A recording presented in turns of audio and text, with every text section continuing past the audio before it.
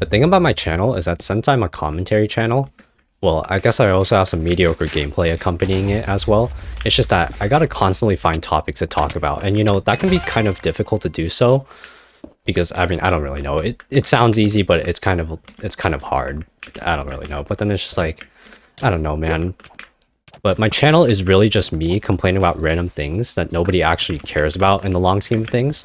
So I figured, you know, what's the solution to this? And I think I've got it, you know? The ultimate treasure trove of complaints is school. So if I just keep on milking this school thing, I can probably have enough content for maybe like the next week or so. So I'm pretty much set for the entirety of my YouTube channel career. No. Okay. That was my kill, but you know what? That's fine.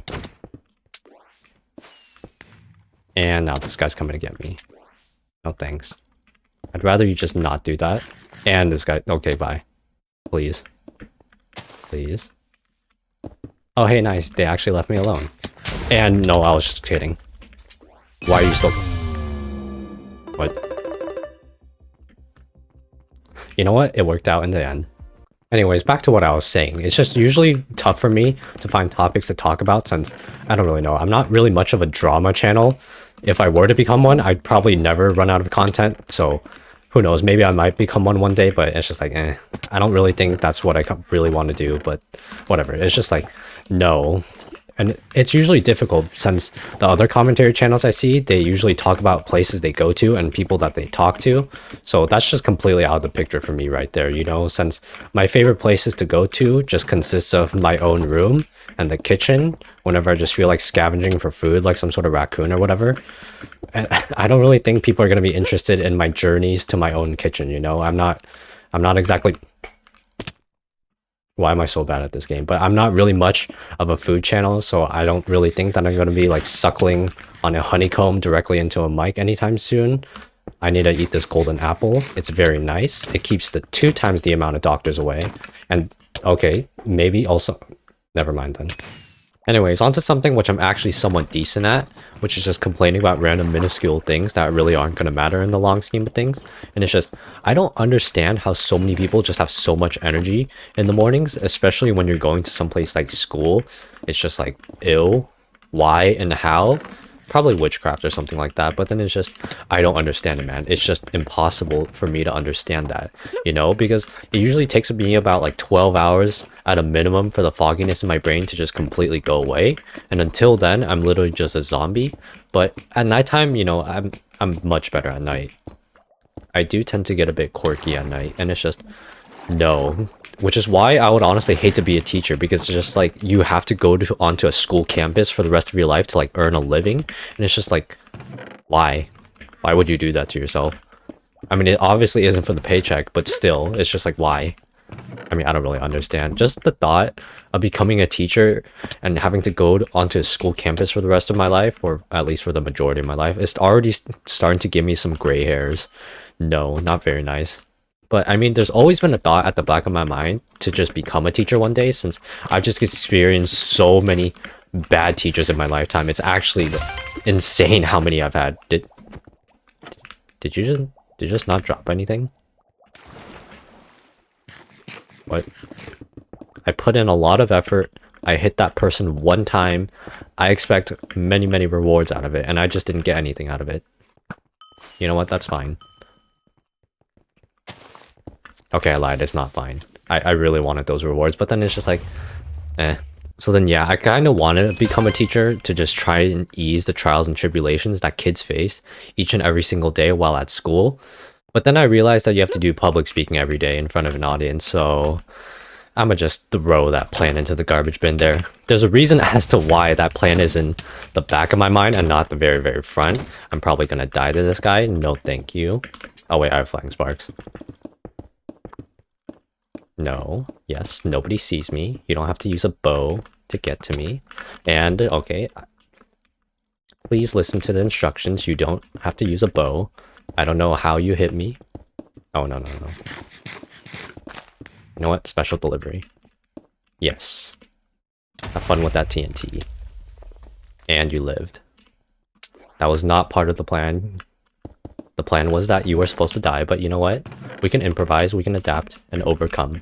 Anyways, back to me complaining about people that have too much energy in the mornings because I'm jealous of them and I kind of want that superpower so that I can like power through school and all that. And it's just what are these people's bloodstreams made out of, dude? It's just like I guarantee that I'm bad at the game.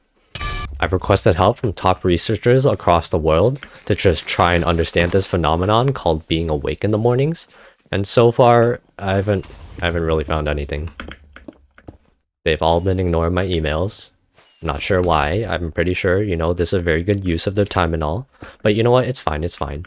I've decided to look into it on my own to just try and understand this mysterious thing. And as it turns out, these people's bloodstreams are mainly composed of caffeine and sugar. So I've devised a plan as to how I can get that to happen to me. So what I'm going to do is I'm going to get my Lucky Charms. And I'm just going to pick out all the marshmallows from it. I think it's a pretty good idea. I'm going to be super awake in the mornings. I'm going to become a morning bird from now on. And I'm going to escape from this guy right here because he would like to kill me. And I would not... That would not be very good for my mental health. No thanks. But then yeah. Anyways, back to the complaining part. It's just like... My first day of freshman year for high school, you know, it's pretty terrifying. It's a new school. It's a new... completely different environment, so you know I was pretty terrified, but you know what, it's fine because as it turns out, you know, I've gotten tons of advice from people around me. They were just like, oh, you know, you'll be fine.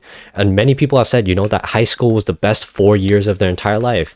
It's a time in which, you know, you can just emerge from your cocoon to become a beautiful blossoming butterfly with the help and support from your friends and family. So yeah, my first teacher ever, she was pretty much like the worst teacher I've ever had in my entire life. It was just it was so bad, okay? I've had many bad teachers, but... Okay, maybe I'm exaggerating, but I think this was easily, like, the worst teacher I've ever had in my entire life. Like, she was that bad, okay? So my first impression was that... Hold on, I need to get away from these people. But my first impression from her was that I walk in to class, and then there's, like... And then she just introduces herself, she says her name and all that, and then she says... Okay. So yeah, the end result of that last game pretty much accurately described how my class went for the rest of the school year. My teacher just straight up killed me and I just remained dead for the rest of the school year. It was very, very nice. And it's just, okay, as I was saying, my teacher, you know, she just went up to the front of the class, said her name and all that, you know, very, very nice. Thank you for sharing with us for show and tell, teacher.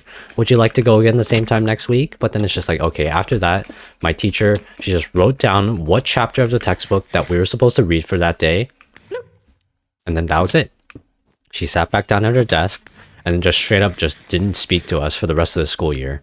You know, but I mean, she decided to like spice up the process by adding some homework as well, which is just everybody's favorite thing in the entire world. Thank you, teacher, for that. You know, I really, really appreciate that. But then it's just like, okay, I don't know why she became a teacher, but I'm just assuming that she just saw the paycheck that they were giving to her and was just like, yeah, screw this, man. These kids can teach themselves, okay? And it's just, I mean, I recall having like what, 2 teachers in my freshman year of high school that just straight up didn't teach and were just obviously there for the paycheck. One being the one that I'm like talking about right now, and then the other one was my science teacher. Like, at least my science teacher, you know, she didn't teach as well, but she just didn't assign us any like homework and tests as well, which is just like, it was really nice because I don't really see the point of them assigning us like stuff like that, especially when they just straight up don't teach, you know. Hold on a sec. No. Okay, well, that plan didn't really work out. But then yeah, my science teacher just let us do what we wanted to do, as long as it wasn't illegal, you know. And it was just like, okay, what? Oh, hello. I was speaking here. It's very, very rude to interrupt in the middle of my sentence. You know, I would have been fine with my math teacher if she just like let us use our phones and stuff like that.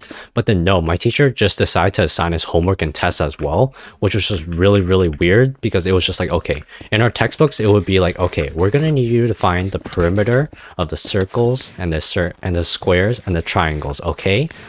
But then the test comes along and it's just like, all right, we're going to need you to find the perimeter of the Guggenheim Bilbao and the Haydar Aliyev Center. Oh, and you're going to have to save a kitten from a burning building at the exact same time. And it's just like, why?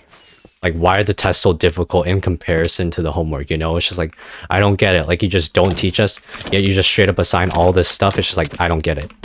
Hold on a sec, I don't want to die here. I actually have zero idea if I pronounced those buildings correctly, but if I didn't, I don't really know. But then it's just like, yeah, I do have some more stuff about school to talk about. It's just like an endless treasure trove of content for me. But then, that'll be saved for another video because as I said, I'm trying to milk this idea as much as I can. Anyways, if you guys like this video, make sure to leave a like and subscribe. And yeah, thanks for watching. Later.